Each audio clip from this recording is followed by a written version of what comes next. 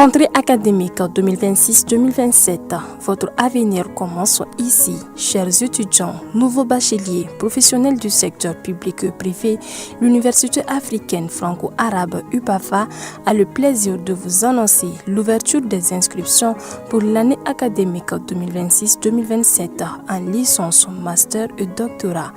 Rejoignez une institution engagée dans l'excellence académique, la recherche et la formation de leaders capables de relever les défis de demain. Comme formation disponible en licence, le frais d'inscription et de scolarité annuelle est de 25 000 francs CFA. La formation pédagogique est de 300 000 francs CFA. Quant au master, le frais d'inscription et de scolarité annuelle est de 51 000 francs CFA. Et pour la formation pédagogique est de 500 000 francs CFA par an. Enfin, le doctorat, le frais d'inscription et de scolarité annuelle est de 65 000 francs CFA. Comme formation pédagogique est de 1 200 000 francs CFA. Les places sont limitées. N'attendez pas la dernière minute pour garantir votre admission. Une seule adresse à retenir, rectorat UPAFA Sotuba à Seya, près du monument de la Victoire. Faites le choix de l'excellence. Construisez votre avenir. Inscrivez-vous dès aujourd'hui pour la rentrée académique 2026-2027. Université africaine franco-arabe UPAFA, ensemble vers le savoir, l'innovation et la réussite.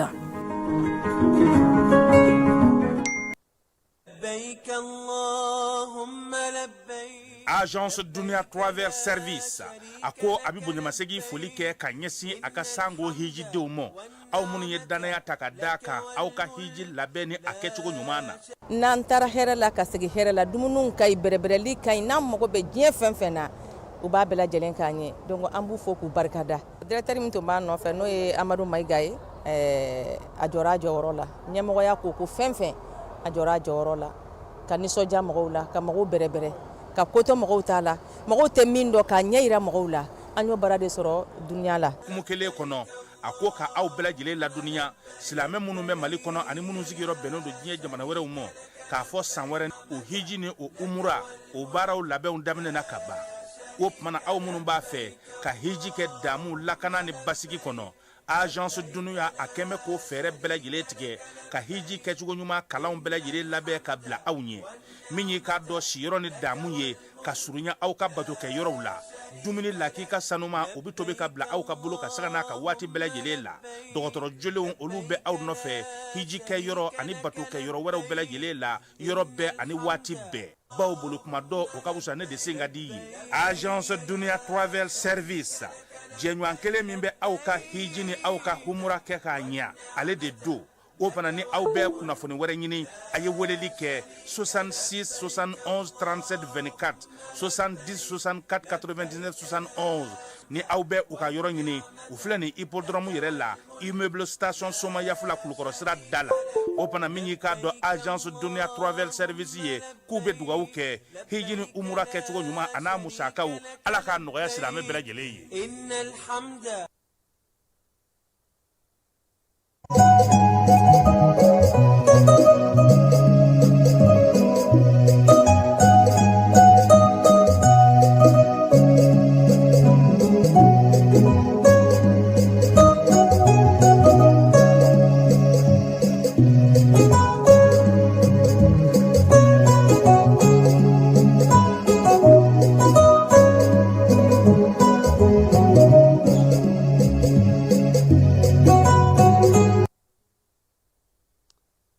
Filɛbaw ani an lamɛnbaw k'aw bɛɛ lajɛlen fo k'aw bɛɛ lajɛlen waleɲuman dɔn bi ye araba ye utukalo tile 12 san 2026 an b'a aw bɛɛ lajɛlen fo jani sugandili la wolomasiri tabaw ka wulikajɔ min kɛra kalo 2 laban in kɔnɔna na banbanci wale ɲɔgɔnwale kɛba maa 1,850 u y'olu de fa o wulikajɔw senfɛ Dirpa Nyamakura n'o ye Bokar Maïgaye ale ye ɲɛfɔli kɛ o ko la kunungo balo k'a di maliyɛn ma 1,1 tilancɛ ma o baaraw nun donna kunungo sogoningokaw fɛ OPAM ale ka baarakɛyɔrɔ kɔnɔna na premier ministre ale tun bɛ yen ministre min bɛ balo dili ma jamana in kɔnɔna na yan sa ni balo kɛrɛnkɛrɛnnen n'o ye commissariat la sécurité alimentaire Radouane Agali ale fana tun bɛ yen ani jamana ministry chama Arasbach ni Rose Poivron olu bɛna n'aw ta n'u bila dɔ lundi ntɛnɛn nata in Kiri ale kɔni kumaw bɛɛ lajɛlen banna tɔ tora sa Kiri tigɛso ale k'a ka jaabi di mara kama bɔli hukumu kɔnɔna na Bamakɔ ya baro sigi min kɛra an na taa o kɛnɛ kan Yorosokaw fana fɛ yen Banamba ani Tumutu ninnu bɛɛ lajɛlen ye don in ale ɲɛnamaya an n'an da don la ka kalan kɛ denmisɛnw kunna fu la yaasa u ka kalanta labɛn baaraw kɛ o bɛ ka kɛ Tumutukaw fɛ yen yɛlɛmani sifinw olu ka ka wuli ka jɔ kɛ ka yiri turu boloda min ye sangaw fɛ yen sa min ye dɔrɔgu n'a ɲɔgɔnna fɛnw ye sa olu bɛ se ka kunbɛn cogo min na o baaraw bɛ sen na maa 400 ɲɔgɔn ko olu de y'u sigiyɔrɔ bila nin waati na Tumutukaw fɛ yen olu bɛ Tumutu marabolo faamu yɛrɛ kɔnɔna na sa o ye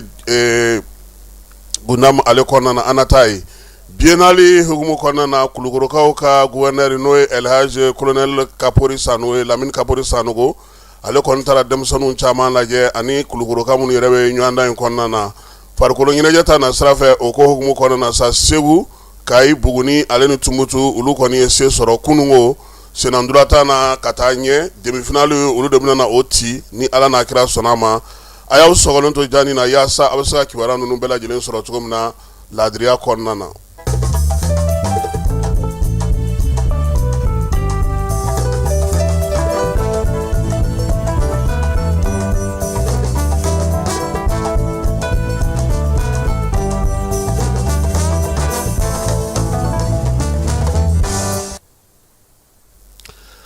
Ko yani maa min k'a fɔ ko bi ka di o k'a dɔn k'a fɔ ko kunu de tɛmɛna ni kunu ma to maa min kɔnɔ bi to t'i kɔnɔ yani ka ɲuman kɛ maa ye k'i k'a k'a dɔnbaa ye Salifu Keyita an ka sorofe kɔnɔ nin ye ale kumakan ye a ka dɔnkili dɔ senfɛ min bɛ tali kɛ se damayira yɛrɛta min ye cɛsiri o hukumu kɔnɔna na sɔgɔma in na wolomasiri tabaw ka dagatigiw olu ye baara minnu kɛ ka se ka o sansalama an bɛna na o baabu de ta dugukoloko o kɛlen no wulikajɔ ye wulikajɔ min sigira sen kan jamana ɲɛmaaw fɛ yaasa ka se ka ɲɛfɔli kɛ sa diripa laadala kalo kalo ale bɛ bɔ ka ɲɛfɔli kɛ maaw ye kɛrɛnkɛrɛnnenya la kalo baarakɛlaw na zen min ye diripa ɲɛmaa kura ye n'o o ye colonel major Bakari Bokar Mayiga ye nin ye ale yɛrɛ tɛgɛ ɲɛfɔlɔ ye sabula kabini a sigira kalo kelen ale ni kunnafonidilaw ka ɲɔgɔn ye o siɲɛ fɔlɔ ye nin ye kunungo baabi ye kimɛli kɛ juin kalo ani juillet kalo wulikajɔ min sera ka kɛ o kɔnɔna na wolomasiri tabaw fɛ Mayiga kɛ ka kuma na a ko maa 1850 bamansuwali kɛbaw olu de kɔni fara nin waleya in kɔnɔna na min ye an ka wolomasiri tabaw ka wulikajɔ n'u ka cɛsiri la u dogo yɔrɔ 45 o de dasira ka taa kari ka filenkolonci ka dakolonci kalo 2 in kɔnɔna na n'o ye sanba 2 ale ni 6 juin kalo ani juillet kalo kɔnɔna na diriba directeur ka laseli senfɛ kunnafonidilaw ɲɛna fana a y'a yira sa k'a fɔ ko ale filɛ ka min fɔ nin ye ko fɛn caman bɛ yen o tɛ se ka lakali dugudenw ye k'a sabu kɛ baara n'a gundo baara n'a fɛɛrɛ baara n'a kɛcogo ko nka maaw bɛ se ka min ŋɔni sɛbɛn ka bila pewu o ye k'a yira sa u ka bolimafɛn bɛ n'a fɔ ma pick-up o 153 o filenkoloncira k'o dakolonci blende 40 mobili 40 n'olu kun falen no marafa la tewu blende 11 o bɛ o la moto 230 wolomasiri tabaw y'olu bɛɛ lajɛlen nɔɔni u ka wulikajɔw senfɛ nin kalo 2 laban in kɔnɔna na min ye Bokar Mayiga ye a ka laseli kɔnɔna na sa a ko a ka kan waleya min kɛra sangaw fɛ yen a ka ɲɛfɔli kɛ o la san bingali diriba ɲɛmaa ka kuma na min ye 23e régiment d'infanterie n'o bɛ sangaw fɛ Ali Umrani n'a ka cɛdenw ko Ali Umrani yɛrɛ ye kuma fɔ cogo min k'a tɛ tɛmɛ o kan koyi wulikajɔ in ni cɛsiri de kɛra bingali in kɛlen bamanjɔni ɲɔgɔnwale kaba maa 50 ɲɔgɔnko o de fara o wulikajɔ senfɛ wolomasiri tabaw ye minɛn caman daraki maa ninnu na wa u ka minɛn caman fana k'o fana kari k'olu bɛɛ lajɛlen tiɲɛ diripa directeur ka fɔ la bi na Mali jamana kɔnɔna na wulikajɔ ni cɛsiri sebe wolomasiri tabaw ye fantan 4 bɛɛ lajɛlen fɛ wa bamanjɔni ɲɔgɔnwale kaba bɛ waleya min na bi o waleya kɛkun ye min ye o ye ka maaw jatigɛ ka wulikajɔ kɛ ka ɲɛsin yɔrɔw ma yɔrɔ min dugudenw u bɛ taa olu jatigɛ baara ta ka ɲɛsin olu ma walima kana bin wolomasiri tabaw daga yɔrɔ kan ka jaw ta ka olu yira k'u ta tɔ toro ye nka min ye armée ye ale kɔni kabini san 2025 o avril kalo kɔnɔna na ale ye fɛɛrɛ min sigi sen kan o de ye dugukolo ye colonel major Bakari Bokar Mayiga ko k'olu ka wulikajɔ n'u ka cɛsiri o ko hukumu kɔnɔna na ko nɔgɔ foyi tɛ o la o baara bɛ ka se ka kɛ ka ɲɛ nka bi na min ye bɔlɔlɔ sira fɛ kibaruya di siraw fɛ kuma jatigintanw jatigintanw min ye kuma minnu bɔ yen n'olu bɔyɔrɔ tɛ sɔrɔ taayɔrɔ tɛ sɔrɔ la nafa tɛ sɔrɔ la fɛn tɛ sɔrɔ la k'u kɛlen don k'o de kɛ u taabolo ye bi nka min ye Mali wolomasiri tabaw ye u n'u dɛmɛbaga n'o ye Afrika Corps maaw ye olu fana dalen tɛ sunan la wulikajɔ ni cɛsiri ka yɔrɔ bɛɛ lajɛlen mɔmɔ o de la sa Mali marabolo fa minnu bɛ yen n'olu b'a fɔ ma ko Cadre S n'o bɛ tali kɛ Gao Menaka Kidal Jinimu ni FLA maaw olu tun ye wulikajɔ kɛ juillet kalo daminɛ na bingali belebele sa u kun yɛrɛ min ta sa k'o ɲɛsin Gao ma Anefisi ani Agelok k'a ma bɔ foyi fɛ min ye wolomasiri tabaw ye k'olu kɔni ye tatugu u la fantan ani naani u bolominɛw u ka kɛlɛkɛcɛ camanw ɲɛmaaba belebele k'olu caman binna talahadakaw fɛ yen min ye Bamanjɔni Jugawale kɛba maa 100 ɲɔgɔnko o de fara yen senfɛ Diriba ɲɛmaa ka fɔ la a ko ko min ye nin wulikajɔba in ye k'u tun b'a fɛ k'o kɛ sa yaasa ka taa Gao de minɛ n'u bɛɛ lajɛlen b'a dɔn k'a fɔ ko Anefisi jɔyɔrɔ min bɛ a la bi Diriba ɲɛmaa ka kuma na o ye k'i to Anefisi i bɛ taa ye fo ka min ye cɛncɛn fo ka jamanaw ci ka ci yɛrɛ sɔrɔ fo Egypte n'a ka di fana i bɛ taa nɔnfɔn bɔ fo ka taa se Ghana ninnu ma taabolo camanba de bɛ Mali kɔnɔna k'a daminɛ Anefisi la ko sigiyɔrɔ lankolon tɛ a nafa ka bon kosɛbɛ Kidal minɛli baara minnu bɛ senna don nataw la olu wulikajɔ hukumu kɔnɔna na yaasa dugumacɛ minnu bɛ yen bi olu bɛ ka baara min kɛ Tesalit Anefis Agelok ko bɛɛ lajɛlen kɛkun ye min ye Mariba Yaw kelen k'o se ka o labɛn Diriba directeur ko min ye wolomasiri tabaw ye i bɛ se ka na bin quoi i bɛ se ka na wulikajɔ kɛ i bɛ se ka n'i ka jaw ta nka ka to yen ka daga minɛ k'i sigi a kunna k'o se tɛ u ye bi o se t'u ye sini wa fanga min t'u la bi u fanga kun t'u la kununko kuma tɛ bi na armée kɛlen don ka wulikajɔ caman sarada kɛrɛnkɛrɛnnenya la a ko bin kɛra yɔrɔ minnu kan n'o ye Tikaw fɛ yen Kɔnakaw fɛ yen wulikajɔ kɛra ka nin bɛɛ lajɛlen saw k'a minɛ Yaw yɔrɔnin kelen Suko ani dugusajɛ cɛ wolomasiri tabaw Sandarekaw fɛ yen bin bɛna k'u ka ye u yɛrɛ wulikajɔ kɛ k'o ko kunbɛn min ye kungokolon fandanbanda kɔnɔna na Kɛnɛkunkaw fɛ yen min ye Ɲaminakaw fɛ yen Sunsan Bawulen kɔnɔna na ani Faya kɔnɔna ko nin bɛɛ lajɛlen salola k'a jɛ pas ko ni Ala sɔnna ma ko min ye armée ye a tɛna na nɔnfɔn to a tɛ jida to a tɛ yɔrɔ foyi to yen bi ni ninnu kɛlen ka t'u miiri yɔrɔ min o de la sa k'a daminɛ juillet kalo tile 4 ka na s'a tile 10 ma Bamanjɔni Jugawale kɛbaw kɔni kun ka wulikajɔ n'u ka cɛsiri kɛ kun ye min ye dugukoloko y'a bɛɛ lajɛlen bali cɛsiri ni timinanja Diriba ɲɛmaa y'a jira sa k'a fɔ ko nin bɛɛ lajɛlen kɛrɛfɛ fana armée ma ɲinɛ dugudenw kɔ koyi wolomasiri tabaw min ye citerne 10,500 550 ani 89 k'u sera k'o ladon jamana in kɔnɔna na maaw bɛ minɛn minnu ta fana ka se ka na n'u ye ani ka siraw lakana baara fana kɛ u y'o kɛ armée de l'air yɛrɛ ale ye wulikajɔ kɛ fo siɲɛ 673 ka se ka maaninfinw ta fu ka na ni u ye ka bɔ u dagayɔrɔw la o senfɛ sa min ye maa mun sera ka taa o ye maa 4,804 u y'olu de ta minɛn minnu bɛ yen n'olu sera ka taa sa o ye tɔni 201 ye don o don ko nin baara in fana bɛ sen na Mali fantan 4 bɛɛ lajɛlen fɛ maaw bɛ wulikajɔ min na a ko sisan a ka kan kunnafonidilaw Mali dɛmɛbaw minnu bɛ ka baaraw kɛ jamana ye bɛɛ ka sɔn fɛn kelen ma kibaruya sanuman dili kibaruya ɲuman dili ale b'o ɲini kunnafonidilaw fɛ fɛn o fɛn bɛ yen n'u u y'a dɔn k'a dɔn kalakari u ka wuli ka se u ma u ka kibaruya d'u ma yaasa cogoya min na jamanaden bɛɛ lajɛlen bɛ se ka bɔ kunnasiri kɔnɔna na ka kɛɲɛ ni wolomasiri tabaw ka wulikajɔ n'u ka cɛsiri ye an bɛ tila ka segin ka na nin kuma in kan Nfamara ale tun bɛ yen ale fana ye min sɔrɔ a na tila ka o da o tulo kan Mali denmisɛnninw kalandenw siniɲɛsigi ɲɛsigibaw sini sɛnɛ o bɛ daminɛ kabini bi san 20 ko ɲɛdɔli kɔfɛ sɛnɛko ta nasira fɛ sewukaw fɛ yen bi na min ye ɲɔgɔn tɛ ɲɔgɔnmada n'o ye Agri-Sup ye ale nana n'o ka na i coko Bamakɔkaw fɛ yen Sotiba ACI la université kɛnyɛrɛye ta min lakodɔnnen don jamana fɛ bi a fɔ ko min ye Agri-Sup ye Agri-Sup ale fɛ yen kalan ale bɛ kɛ licence la master ale ni doctorat aw b'a fɔ min ma ko LMD min ye u ka école karamɔgɔ jolenw ka bɔ diɲɛ fantan 4 bɛɛ ani sɛnɛ dɔ b'an kɔnɔ sini sɛnɛ ɲɛsigibaw olu bɛɛ lajɛlen b'u bolo kalansen minnu bɛ kɛ u fɛ yen o ye agronomie ye zootechnie médecine vétérinaire ka taa se agrobusiness ma min ye DIT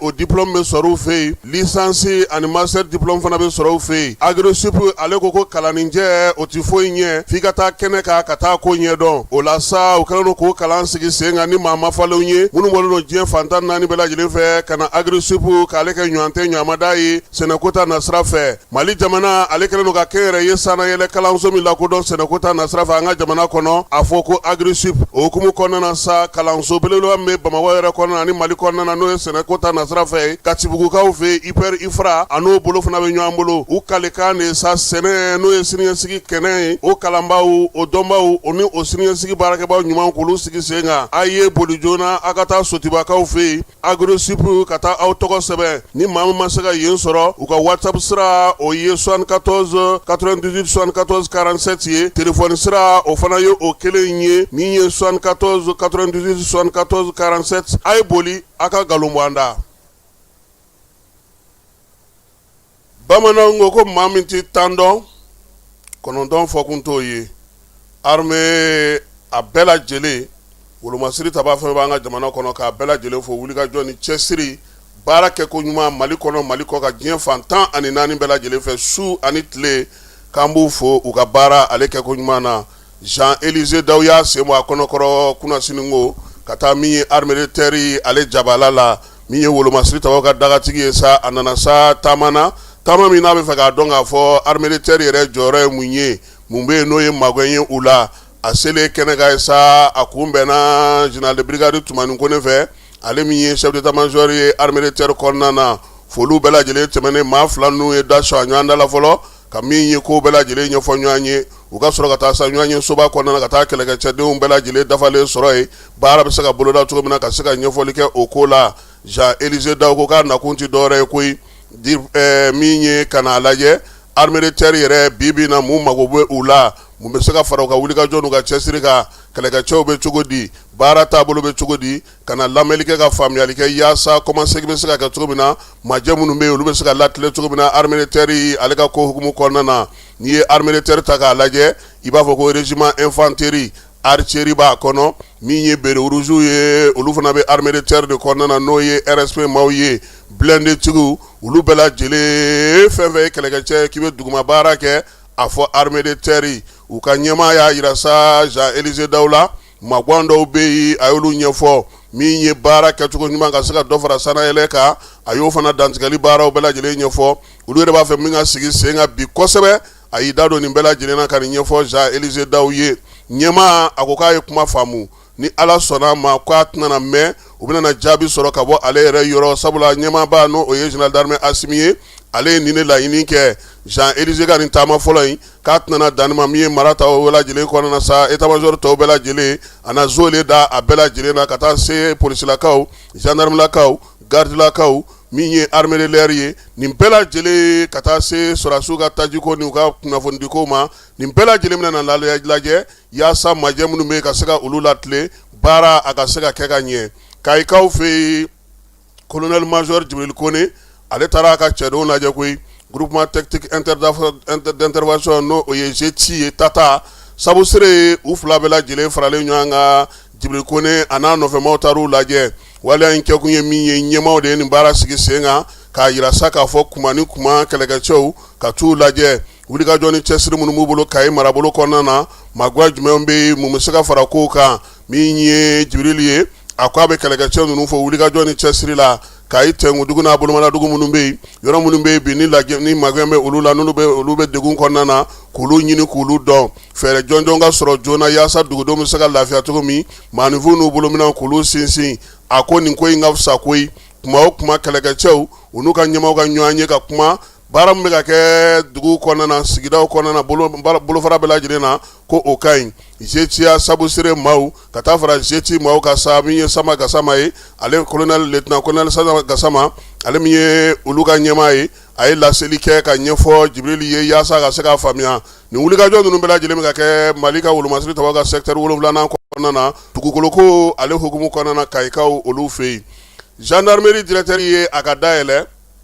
maa minnu tilara kalan na gendarmerie la n'o bɛ maa 44 na ka olu kuma ɲɔgɔn ya min ye général de brigade Musa Tumani Kone ye a ye ninnu bɛɛ lajɛlen bisimila sa ka se ka u lamɛn fɛla minnu b'u u la kɛrɛnkɛrɛnnenya la u bɔra kalan minnu na sisan a ko kɛra cogo di a y'a yira sa k'a fɔ ko min ye kɛlɛkɛcɛ minnu bɛ ninnu na sa a bɛ fɔ min ma sa ko officier supérieur o ye maa 6 ye olu tun bɛ école de guerre kɔnɔna na olu ka kalan banna maa 3 b'a la sa olu ye officier supérieur ye, maa 5 b'a la olu ye état major kalan kɛ, 2 b'a la olu ye duguma kalanw kɛ ka ɲɛsin u ka kalan yɛrɛ bolo 28 baara ma gendarmerie yɛrɛ kuru kɔnɔna na. Ninnu bɛɛ lajɛlen sa y'u fo k'u waleɲuman dɔn. Baara min bannen filɛ nin ye o ye baara wɛrɛ daminɛtɔ ye, u ka cɛsiri ni wulikajɔ boloda yani u ka bila ka taa bila yɔrɔ kuraw la ka ɲɛmayaw k'olu fana ta ka di u ma. O la sa an bɛna min ye DIRPA kɔnɔ tuguni Fala ye, maa 1850 min ye wolomasiri tabaw ye olu ka wulikajɔ sera o de la kunungo n'o tun ye araba ye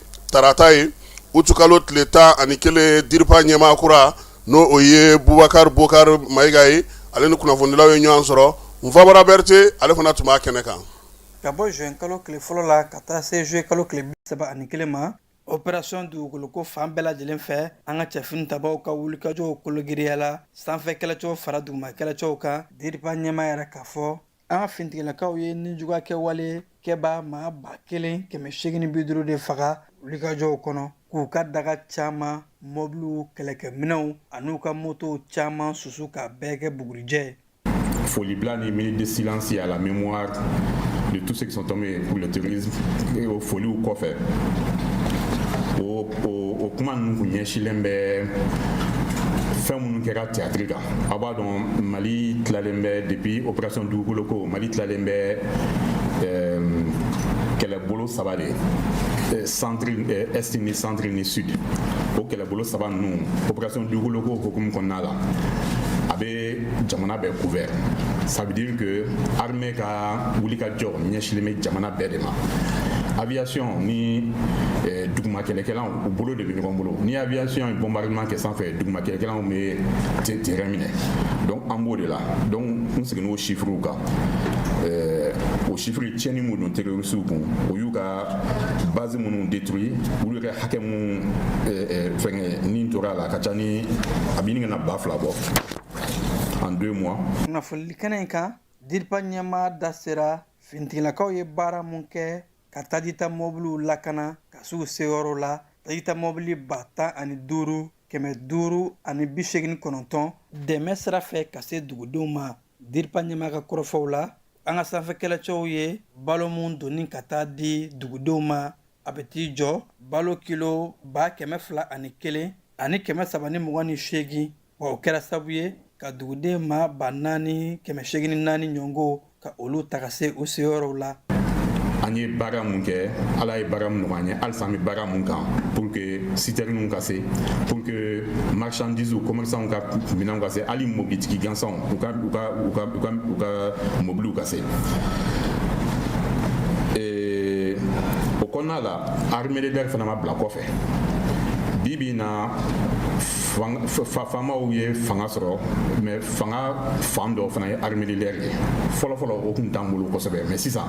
an ka aviation b'a to an bɛ se ka baara caman kɛ. Kunnafoni kɛnɛ in na DIRPA ɲɛmaa ye tasibila kɛ ka ɲɛsin fintigilaka fɛn fɛn binna jamana ko la h'a ka diya fintigilakaw ka minisiri ye général d'armée Sadio Kamara maa minnu joginna ka duwawu don k'u ye minnu bɛ bolola ka yɔrɔ la k'a fɔ wulikajɔ ni baara bɛɛ lajɛlen bɛ ka kɛ yaasa u bɛ se ka kanabila sɔrɔ. Ni duwawu don an ka cɛden minnu binna parce que kɛlɛ fana taabolo ye nin ye kɛlɛ tɛ se ka kɛ ni o n'a ɲɔgɔnnaw t'a la an ye duwawu d'u ma ala k'u jigin kɛ alijinɛ ye minnu joginnen don ala ka nɔgɔya k'u ye minnu bɛ bolola halisa k'a f'u ye k'a f'u ka famille ye ko fɛn bɛɛ bɛ kɛ pour ka se ka u lana u ka so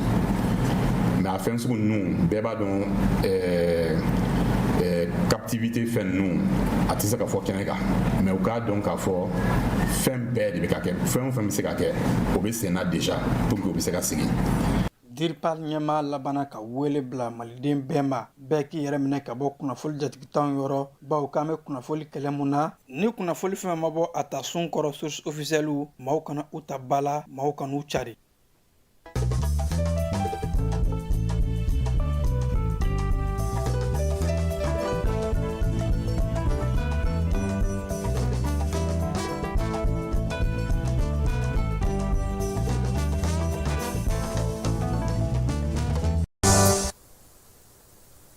Bamako cour d'appel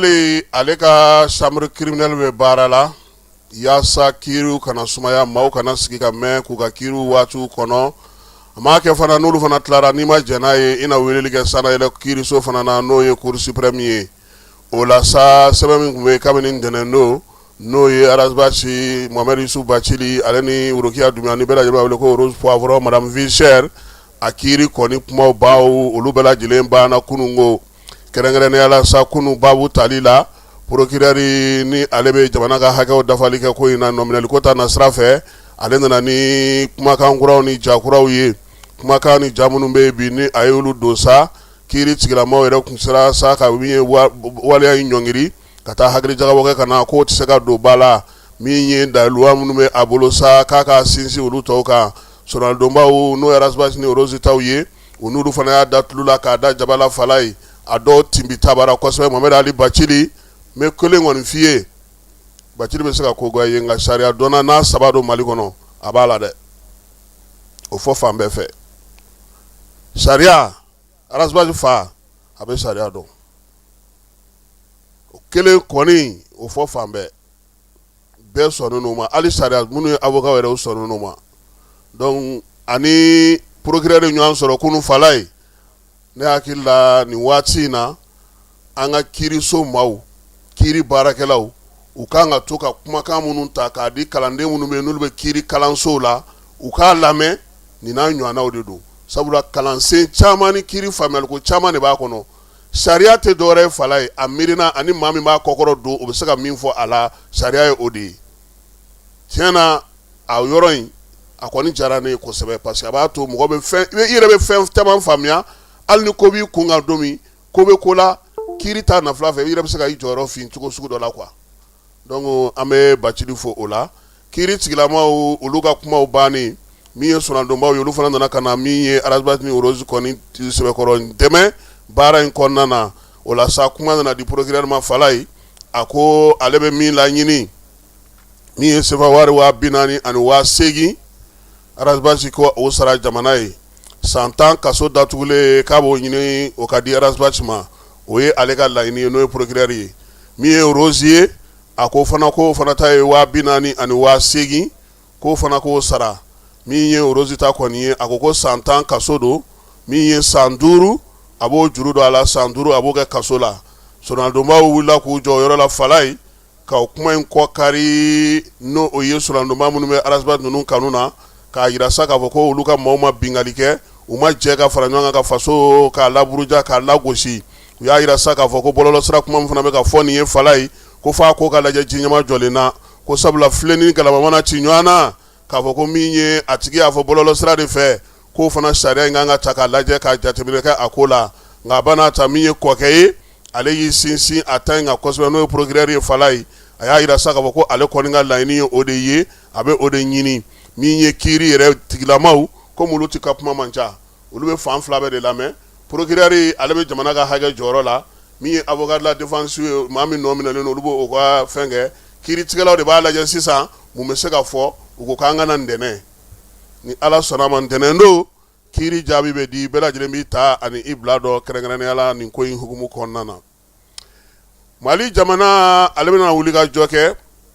wulikajɔ min n'o bɛ tali kɛ baloko ta na sira fɛ balo ale dili min bɛ kɛ sa ka se ka maaw dɛmɛ waati gɛlɛman hukumu kɔnɔna na o min bɛ kɛ san o san jɛkulu min sigilen don n'o bɛ balo ko kunna an ka jamana kunna n'o ye commissaire à la sécurité alimentaire ye ale ko maa minnu bɛ bi ni se tɛ olu ye an ka dugudenw na u bɛna dɛmɛ ta ka d'o ma o baara de hukumu kɔnɔna na sa sogonikɔkaw fɛ an yɛrɛ kɛrɛfɛ yan OPAM so b'a la kunungo baara ninnu kɛra ye fala ye fɛɛrɛ kɛrɛnkɛrɛnnen min sigilen don sen kan sa san o san n'o bɛ tali kɛ ka dɛmɛ ta ka d'o maaw ma baloko ta nasira fɛ o maa min bɛ yen n'o o ye commissaire à la sécurité alimentaire ye Radwan Agali ale y'a yira sa ɲinan ko min ye sefa wari miliyari 2 ani buruburu 7 o bɛna o de don suma na yaasa cogo min na ka se ka maaw magɛn n'o o ye a y'a yira sa ko jaabi minnu bɛ yen n'olu sɔrɔla u ka wulikajɔ n'u ka cɛsiriw senfɛ sa ka mɔgɔw kunbɛn kosɛbɛ k'o labɛnw n'o baaraw fana bɛ sen na min ye dɛmɛjɛkulu ye olu fana bɛ k'u dɛmɛ o ko ta na sira fɛ fawo ale n'a ɲɔgɔnnaw a ko yɛlɛmaba donna baara in na sabula maaw bɛ minnu fana y'u sigiyɔrɔw bila ka taa yɔrɔ wɛrɛw la ani dɔw fana bɛ u ka dugu yɛrɛ kɔnɔna na u sigiyɔrɔ bila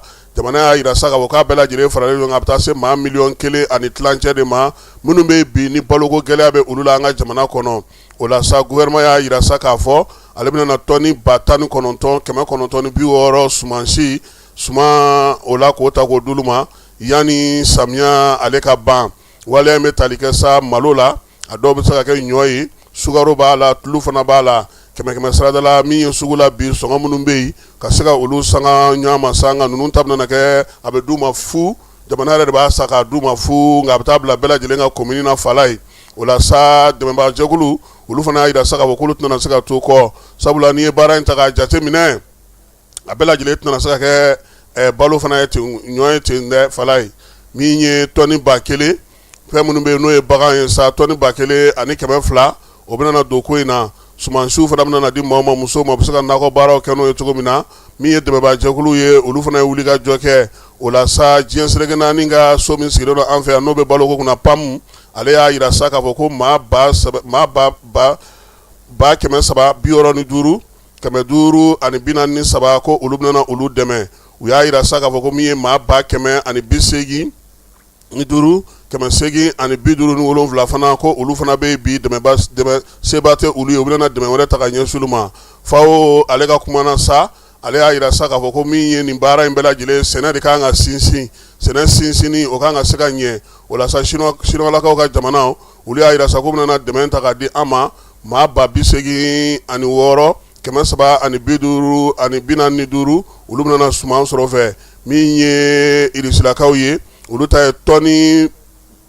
770 ani 70 olu bɛna na o di min ye Sinilakaw ye sa olu ta ye tɔni 1000 900 ani 30 olu bɛna o di malo la nin bɛɛ lajɛlen bɛna na di commissariat la sécurité alimentaire ma u bɛ se k'o sɔrɔ cogo min jamana kɔnɔna na sa jamana ɲɛmɔgɔ y'a jira sa olu ka dɛmɛ bɛna na taa maa minnu fɛ yen fɔlɔ kosɛbɛ fala ye o ye Kulukoro mara ye Nara Joyila Buguni Bamako yan olu de bɛna na dɛmɛ sɔrɔ olu ka dɛmɛ kan ka di cogo min na o fana ɲɛfɔra o la sa kɛnɛ ka ye premier ministre kamiyɔnbaw nana jɔ fala mun kan ka taa marabolo kɔnɔna na ni Bamako yɛrɛ kɔnɔna na Bamako marabolo 6 kɔnɔna na olu kamiyɔn ko ka taa n'olu balo ye ayiwa fala ye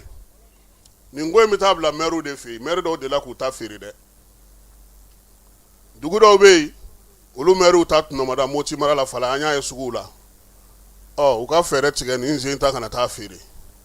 k'u jija dɛ parce que lakɔlɔsiliba de kan ka kɛ nin ko in na balo de bɛ di ko k'a di mɔgɔw ma se tɛ minnu ye fu fana fala an fana dɛsɛbaatɔ b'a minɛ ka taa feere o fana b'a la donc an bɛ dugawu kɛ gouvernement ni fɛɛrɛ min sigi sen kan a ka se ka dɛmɛ ka ɲɛ fonction publique maaw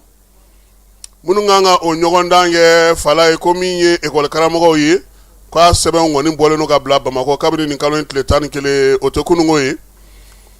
maa minnu b'a fɛ ka ɲɔgɔndan kɛ fonction publique la n'o ye école karamɔgɔw ye collectivité bolofara min bɛ Bamakɔ kɔnɔna na yan o kɔni lisi kunfɔlɔ dulonnen n'o ye minnu y'u ka sɛbɛn da n'olu kan ka kɛ ka bɛɛ lajɛlen ka taa lajɛ yani nin kalo in tile 14 cɛ o tɛ juma ye nɛgɛ kanɲɛ 8 ka taa daminɛ nɛgɛ kanɲɛ 15 la n'o tɛmɛna dɔrɔn ko maa si tɛ se ka laɲini kɛ tuguni o kɔrɔ lisi min bɔlen don ka dulon i bɛ taa lajɛ n'i tɔgɔ sɛbɛn cogo ka ɲi i ka nina ka ɲi ni fili t'i ka fɛnw na o y'o bannen nka ni fili b'a la i b'a i jija sa yani juma nɛgɛ kanɲɛ 15 cɛ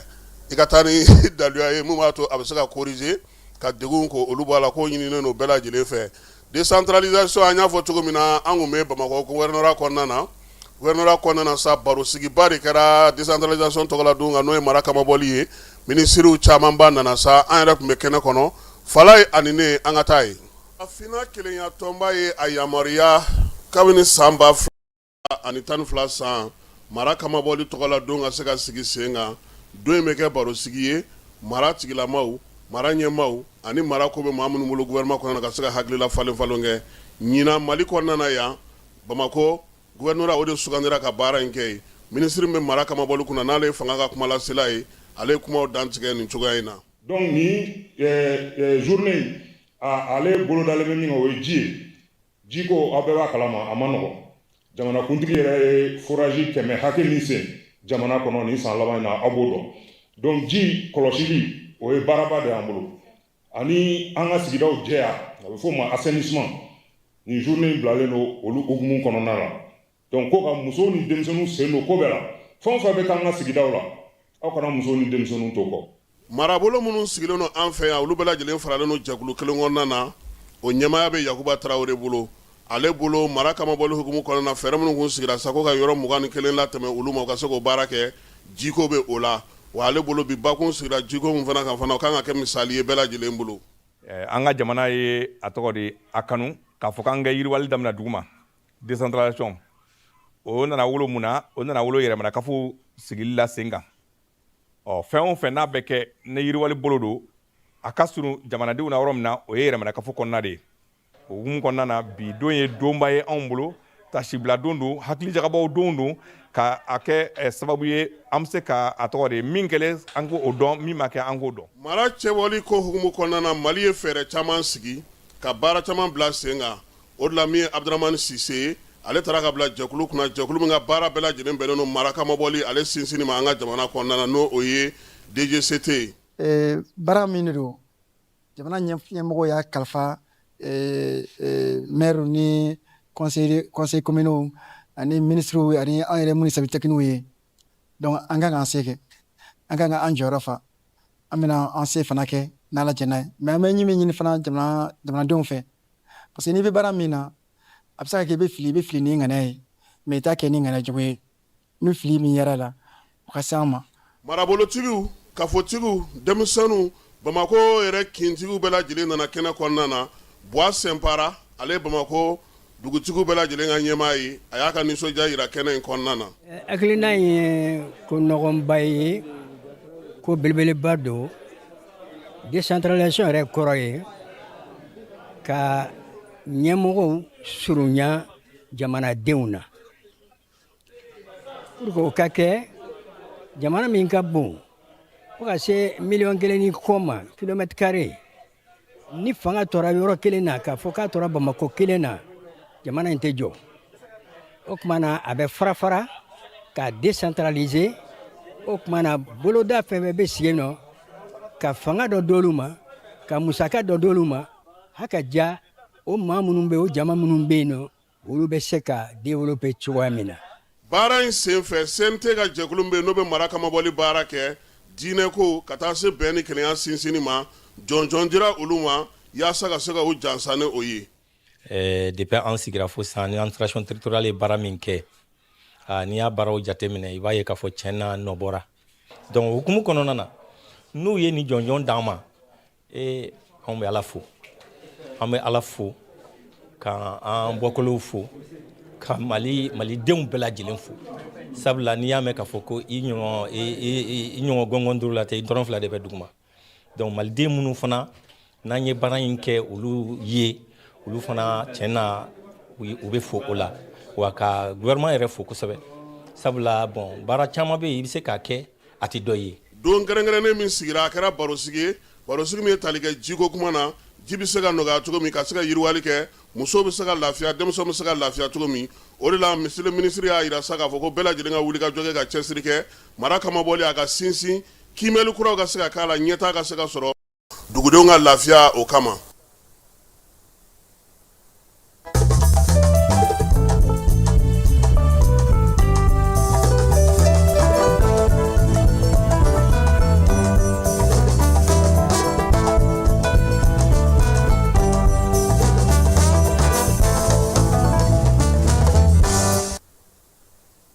An bɛ to o mara kamabɔli ko hukumu kɔlen kɔnɔna na Koro Yoroso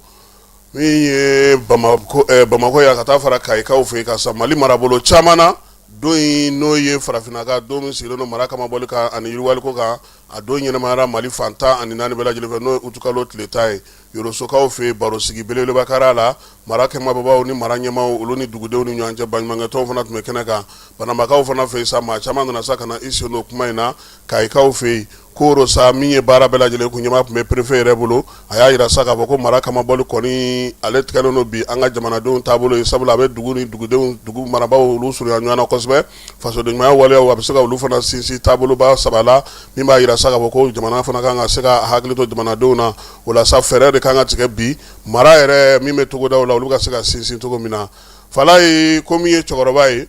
Mohamed Ulu Buye Sekina na aw bɛ lajɛlen ma wele ko Buye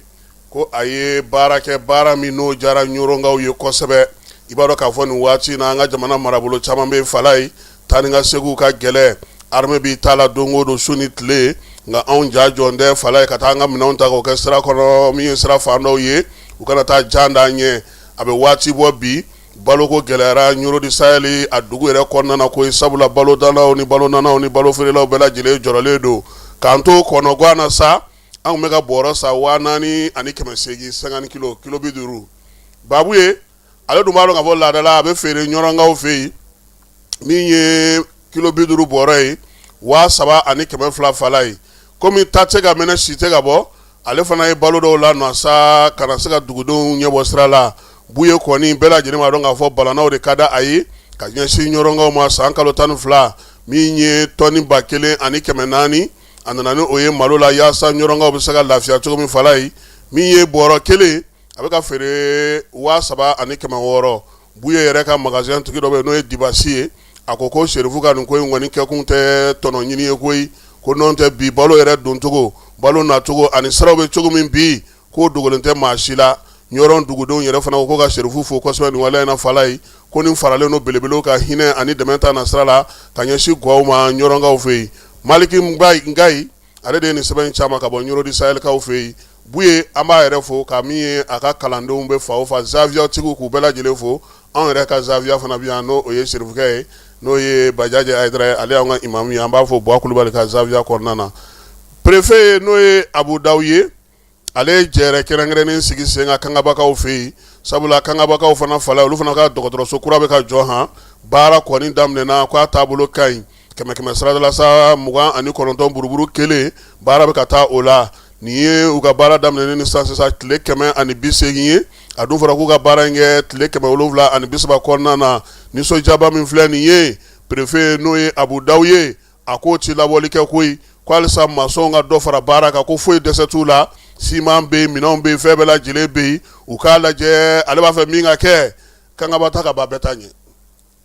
k'u k'u cɛsiri u bɛ cogo min o ka d'a ye u ka dɔ fara cɛsiri kan hali bi dugudenw fana halisa u k'a to nin baara in ka se ka kɛ a hakɛ kɔnɔna na nka kɔni a bɛ min ɲini fala n'u ma se ka ban joona tile 730 a ka kɛ o kɔnɔna ko sabula u yɛrɛ de y'o layidu ta a kana fɔ tuguni k'an ka taa munumunu ko sabula jamanakuntigi ko k'a kɛ o kɔnɔna k'a ban i n'a fɔ marabolo tɔw ta bɛ ka kɛ cogo min na Menaka kunnafonidilaw olu welela min ye Menaka dugu ɲɛmaaw fɛ sa ka kibaruya d'u ma kɛrɛnkɛrɛnnenya la sa maa minnu bɛ n'olu bɛ kunnafoni di ko sabula polio bana o yera kelen yera Menakakaw fɛ yen kunnafoni de bɛna sigi sen kan k'a daminɛ uti kalo tile 14 yaasa ka ɲɛfɔli kɛ bana in bɛ se ka furakɛ a bɛ se ka kunbɛn cogo min na ko bɛɛ lajɛlen k'i sen don a la kunnafonidilaw yaasa kibaruya ɲɛnama bɛ se ka se Menaka n'a Tɛnkudugu n'a Bolomada dugu bɛɛ lajɛlen ma sankaw fɛ yen kiribikiribifɛnw ani dɔrɔgu n'a ɲɔgɔnnaw sa baro sigikɛrɛw la nin kalo in tile 8 yaasa denmisɛnw bɛ se ka kisi o ma cogo min na baara in kɛkun ye min ye sifinnakaw yɛrɛ kana ɲɛŋɛ u k'a ta ɲɔgɔn da ka kibaruyaw di ko in bɛ se ka kunbɛn cogo min na baɲumankɛtɔn minnu bɛ yen n'o ye ADJ ye ale de ye nin fɛɛrɛ in sigi sen kan Tɛnɛnkunkaw fɛ yen kɛnɛyako ta nasira fɛ centre Carter ale ye jɛrɛ sigi sen kan tile 4 jɛrɛ ka ɲɛfɔli kɛ Tɛnɛnkunkaw ɲɛna sa nin waati in na degun minnu bɛ u kan anu yɛrɛ bɛ se ka wuli ka jɔ ni cɛsiri sigi cogo min na yaasa ka se ka baara ninnu bɛɛ lajɛlen faamu o la sa préfet ka dan kan n'o ye Usmani Jamutɛnɛ ye baara in bɛɛ lajɛlen kɛra ale ɲɛna banaw n'u kɔlɔlɔw banaw n'u nacogo fɛɛrɛ min bɛ se ka sɔrɔ o la kuma tɛ sɛgɛlɛbana n'olu b'o kɛlɛli kɛ fala ale ka teli ka sɔrɔ ji de fɛ o la sa ɲɛfɔli kɛra u ye u ka se ka faamuyali kɛ degun b'u ka cogo o cogo u kana to fana bana fana kana na u sosuwa Tɛnɛnkuna marabolo n'a Tɛnkundugu bɛɛ lajɛlen kɔnɔna fala ye wulikajɔ bɛ ka se ka kɛ arajo Aba an b'olu fo Yuwarukaw fɛ don o don sɔgɔma u b'an ka nin kibaruya ninnu bɛɛ lajɛlen latɛmɛ Yɛrɛmani sifinw olu kɛlen ka wulikajɔ boloda kalo in tile 10 tɛmɛnen n'o ye ntɛnɛn ye ka yirituru ba kɛ yirituru min n'o kɛra u ka ndolati kɛnɛ ale kɛrɛfɛla la yiri pi pɔgɔden fara an y'a turu fa bɛɛ lajɛlen fɛ an y'a turu fo Gasamaw ka du kɔnɔna na préfet n'o ye commandant Madi ye Madi Kama Jawara an b'a fo ya a n'a ka polisilakaw min ye yɛlɛmani kɔnɔna na sifinw ko jirituru tɛ baara yɛrɛ préfet ko k'u hakili to jiri ninnu na maire ale fana tun bɛ kɛnɛ kan sabula min ye gidimekaw ye olu fana ka denmisɛnw fana ye nin baara ɲɔgɔnna kɛ gidime yɛrɛ kɔnɔna na fana ko k'a yira sa k'a fɔ ko gidime maire ale tun bɛ ko in kɛnɛ kan cercle ɲɛmaaw fana tun bɛ a ko kɛnɛ kan sɛnɛko ta na sira fɛ Bangasikaw fɛ yen a yira sa k'a fɔ nin waati in kɔnɔna sa bagan dumuni fala ye ale baaraw ɲɔgɔn ɲɛlen no maa caman bolo o la sa sɛnɛkɛlaw kɔni yaasa ka se ka ɲɛfɔli k'u ye u y'olu wele ka kɛnɛw yirula ka fɛɛrɛw yirula cogoya min na sa min ye bagan dumuni bɛ se ka dilan ka ɲɛ cogo min ale kan ka dan cogo min a bɛ falen cogo min n'i ye bin ye fala ye i b'a wuli to a bɛ k'i ɲɛna i ko ɲɔ turulen don dugu ma k'a sɔrɔ bin don bin min filɛ a dun bɛ s'a la ka yɔrɔ la o bin kumaba in tɛ a a bɛ s'a la ka yɔrɔ la u y'u dege o kalan de la sabula bagan dumuni mana gɛlɛya cogo cogo n'i y'ale sɔrɔ san kalo 12 n'i y'a tigɛ a bɛ falen tuguni wa ale fana ni ji de bɛ ɲɔgɔn na kuma bɛɛ u y'o de yira kɛrɛnkɛrɛnnenya la bangasikaw la yaasa sa sanji gɛlɛyara cogo cogo ni sanji ni funfuna nin kan ale bɛ nuguli daminɛ fo ka taa se waati min ma tumutukaw fɛ yen denmisɛnninw u bɛ ka kalankulu kunna sa min ye u ka kalanso maaw ye fufalaki u y'a yira sa k'a fɔ kalanso min bɛ yen n'o ye yeya alikaya ye o denmisɛnninw u y'olu wele fondamental maaw fala ye kalanta suruyatɔ don minisiriso yɛrɛ ko sa ko kalanta ye octobre kalo tile 5 ye san 2026 Mali fan 14 bɛɛ lajɛlen fɛ o la sa ɲɛbila baara ka se ka denmisɛnninw hakili lajigin yanni kalanta ka se u bɛ ka nin k'u kun fufalaki n'a bɛ fɔ o ma ko cours de vacances waleya in kɔni sa a dɛmɛbaaba kɛlen don maa min ye o ye an ka gouverneur ba yɛrɛ ye n'o ye contrôleur principal de police Bakun Kante ale min ye Tumutu gouverneur ye plan international ale fana kɛlen don ka dɛmɛ don ko in na yaasa baara in ka se ka kɛ ka ɲɛ maa 400 kura olu y'u sigiyɔrɔ bila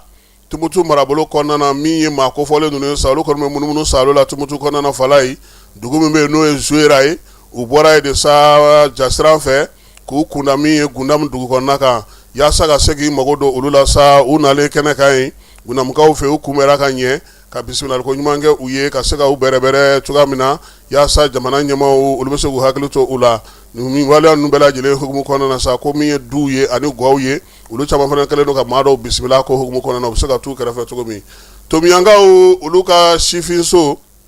farikolo ɲɛnajɛso ani denmisɛnninw ka seko ni dɔnko so nin kalo in tile 10 olu kɔni y'a yira sa k'u bɛna fɛɛrɛ kɛnɛ sigi sen kan fala ye k'a daminɛ août kalo tile 8 na ka taa se septembre kalo tile 10 ma k'u bɛna baara kɛ sa baara min na sigi bɛn ni kelenya cɛfɔ ni kanbɛn seko ni dɔnko sifinw ka ɲɔgɔn dan yaasa baara bɛ se ka sigi sen kan cogo min na dɛmɛjɛkulu o ye wolomasiri tabaw ye fala ye lakana bɛ se ka sabati cogo min na Tomiya n'a fan 14 bɛɛ lajɛlen fɛ denmisɛnninw ka na dɔrɔgu ko kuma ɲɛ ka fɔ ko y'a ko la bɛn ni kelenya sinsinni u ni wolomasiri fabaw ka baara kɛcogo baara in bɛɛ lajɛlen sa u ka préfet n'o y'u ka préfet de cercle ye Kalifala Kulibali ale tun bɛ kɛnɛ kan ani mara ɲɛmaaw ka taa sɔrɔ wolomasiri tabaw kan balafɔlaw fala ye ani dulatilaw fana tun b'a ko kɛnɛ kan han sabula tulo in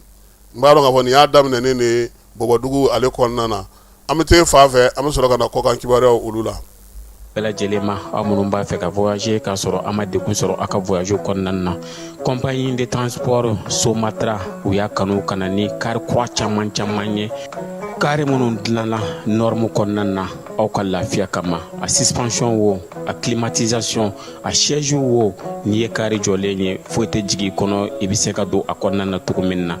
Somatra e ka kari Somatra ne ka kari Somatra anw ka kari o hukumu kɔnɔna na kari ninnu bɛ sira ta don ko don Bamako Segu San Moti Kucala ka taa se Sikaso ma Keɲeba Kita u ma ɲina Yoro di Sahel maaw kɔ ka taa se Kolokani Jijeni fo ka taa se Bɛnma ma Somatra fiɲɛ foroko Somatra ka wuli hɛrɛ la ka se hɛrɛ la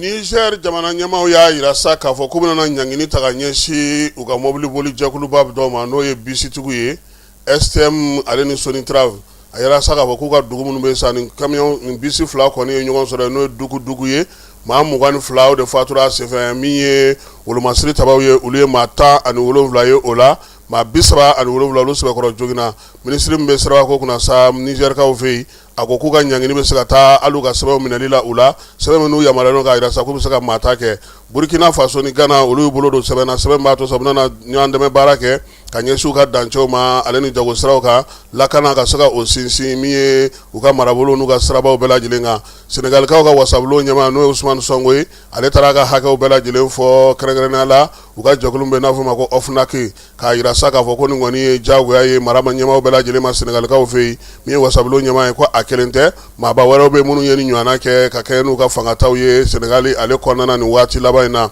Côte d'Ivoire ni Mauritanie olu ye ɲɔgɔn sɔrɔ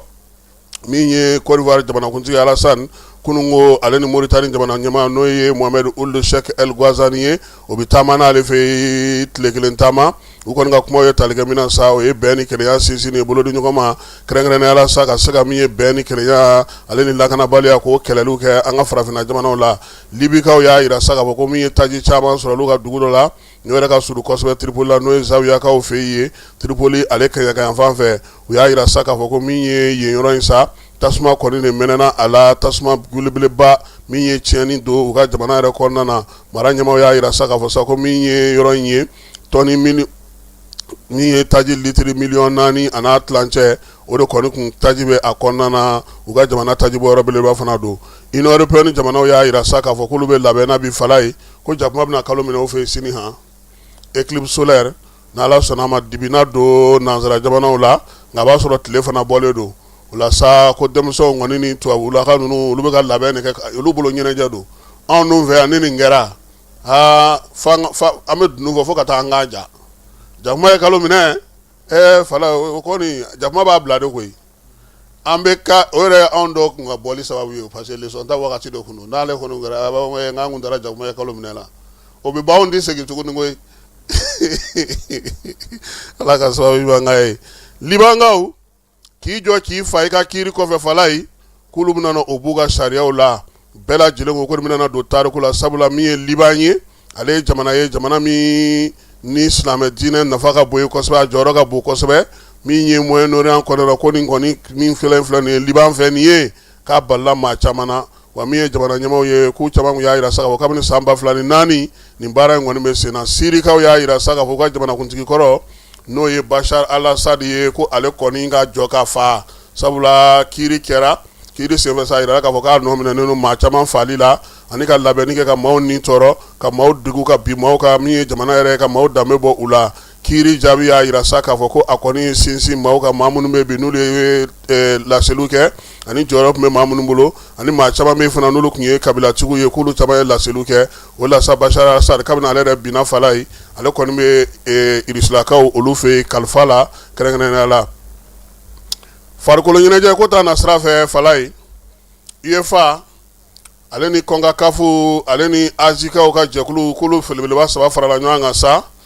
u y'a yira sa k'a fɔ ko Infantino kɔni k'olu t'a fɛ tuguni han k'a ka taa ka bɔ yɛrɛ de pewu n'i dun ye FIFA ta k'a jateminɛ fala ye nin jɛkulu 3 in UEFA ni CONCACAF ni Azikaw k'olu kɔni ka hakɛ ye 130 de ye o kumakan de b'olu bolo n'u fɔra ko kalata bɛ kɛ FIFA yɛrɛ dun bɛɛ lajɛlen na i kan ka 106 de ɲini yaasa i ka se ka kɛ ɲɛmaa ye ko k'olu tɛ marisi yɛrɛ fɛ tuguni ko parce que ko min bɛ yen ko Infantino filɛ ne ka nin min kɛ nin ye k'a y'a bila k'a bɛna na n'a ye sira wɛrɛ fɛ k'u bɛɛ bɛ taa u yɛrɛ sɔrɔ a jɛjugu kɔnɔna na ko min kɛra waati tɛmɛnen na Blatter n'a ka maaw la fala ye ko yaasa k'u kisi o ma ko ka Infantino yɛrɛ de gɛn ka bɔ yen sisan ko farafinna ale ni Amérique du Sud fan dɔw olu kɔni b'a nɔfɛ wa farafinna de ta dabaliban bɛ bɛɛ la fala ye tubabu dun ko wariko tɛ dɛ k'u kana kɛ wariko ye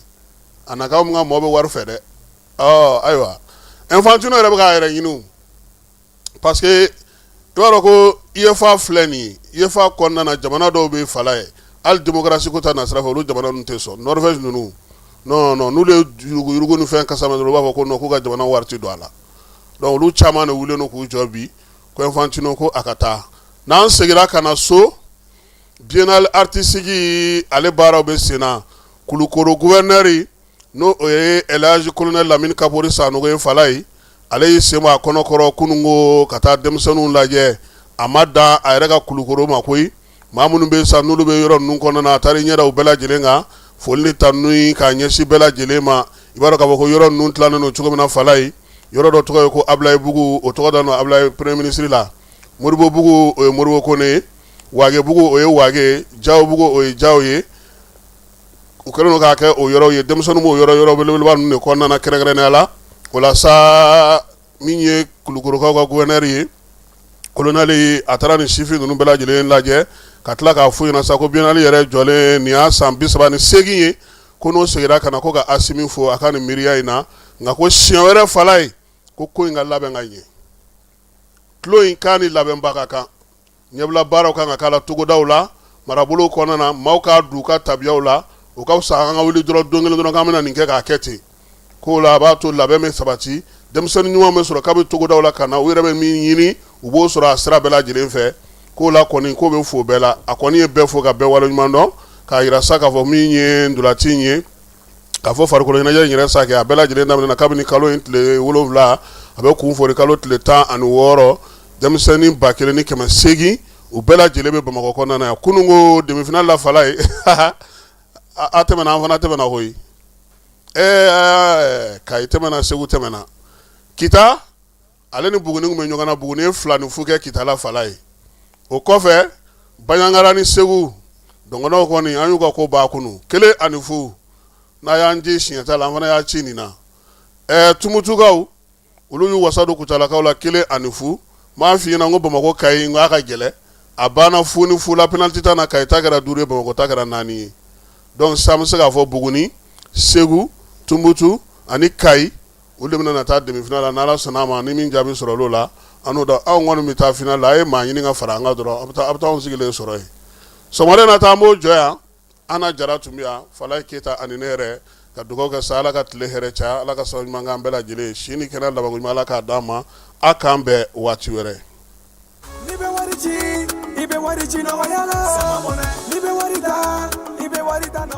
Sama mɔnɛ bi maliyɛnw jɔrɔna ko n'u hamina ko dɔn o de la Sama mɔnɛ ma fɛn fara a ka wari cili musakaw kan wa a ka nɔgɔn ni Mali wari ci siraw bɛɛ ye a ma da o ma dɛ Sama mɔnɛ bi dɔ fara aw de kunna wari kan ni wari bonisi ye awɔ ni wari bonisi ye kɔni aw ka sanni kɛ ni Sama mɔnɛ application ye aw bɛ wari sɔrɔ aw ka compte bonisi la ka daminɛ crédit la abonnement télé fo ka taa se courant ni ji sarali ma aw bɛ bonisi sɔrɔ nin bɛɛ la n'a ka bonisi buguna dɔrɔn aw bɛ se k'a yɛlɛma aw ka Sama mɔnɛ compte la ka sanni wɛrɛ kɛ n'a ye walima ka taa wari jɛ bɔ an ka lasigiden dɔ fɛ yen aw ye mɔnɛ bɔ aw yɛrɛ la a k'a filɛ sisan ni Sama mɔnɛ application téléchargeli ye Play Store walima App Store kan ka sɔrɔ k'aw tɔgɔ sɛbɛn ni Sama mɔnɛ ye aw de kunna wari bɛ augmenter Sama mɔnɛ i yɛrɛ ta